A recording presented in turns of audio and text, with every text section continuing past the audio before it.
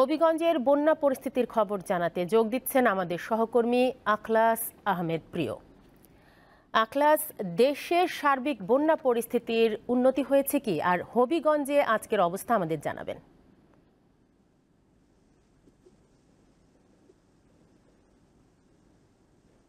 তানিয়া, আপনি যেমনটি জানতে চেয়েছেন যে শুরুতেই আসলে হবিগঞ্জের বন্যার পরিস্থিতি সুখবর দিয়ে শুরু করতে চাই।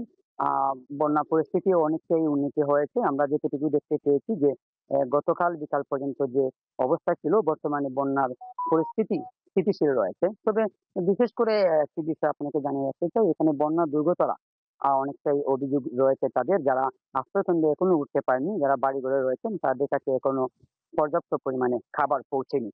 তবে আমরা যতটুকু আপনারা জানি যে এ পর্যন্ত জেলা প্রশাসন এবং স্থানীয় সংসদ সদস্য অ্যাডভোকেট আমাতুল কিবরিয়া চৌধুরী সহ তারা কিন্তু বন্যা দুর্গতদের পাশে রয়েছেন। শুরু থেকে এ পর্যন্ত তারা আপনার ৫ থেকে ১০ কেজি চাল বরাদ্দ দিয়েছেন। আমরা যতটুকু জানতে পারি যে বন্যা পরিস্থিতিকে কেন্দ্র করে এই যে নবীগঞ্জের ৩টি ইউনিয়নের ৩৫টি গ্রাম প্লাবিত হয়, এর মধ্যে ১৪টি আশ্রয় কেন্দ্র প্রস্তুত করে প্রশাসন।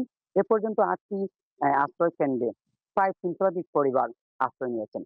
আমরা আজকে যে বর্তমানে পরিস্থিতি আপনাদের সামনে দেখাতে চাই, এটা হলো ইনাদগঞ্জ ইউনিয়নের ফরিদপুর রাস্তা। আসলে এই রাস্তাটি প্রায় কোমর পর্যন্ত পানি ছিল।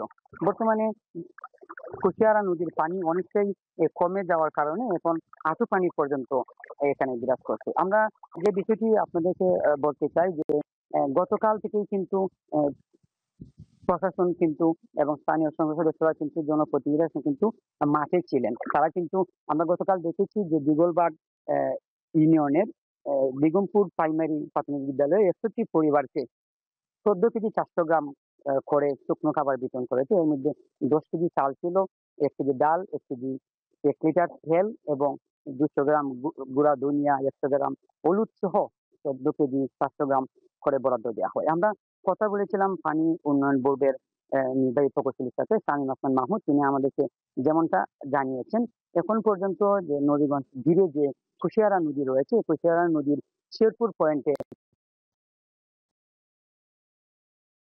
যদিও গতকাল আজমিরগঞ্জে ৬৫ সেন্টিমিটার উপর দিয়ে পানি প্রবাহিত হচ্ছে, যদিও গতকাল ৩টায় শেরপুর পয়েন্টে ১৮ সেন্টিমিটার উপর দিয়ে পানি প্রবাহিত হচ্ছিল। বর্তমানে অনেকটাই বলা যায় যে পানি কমে যাওয়ার কারণে বন্যার পরিস্থিতি কিন্তু অনেকটাই উন্নতি হয়েছে।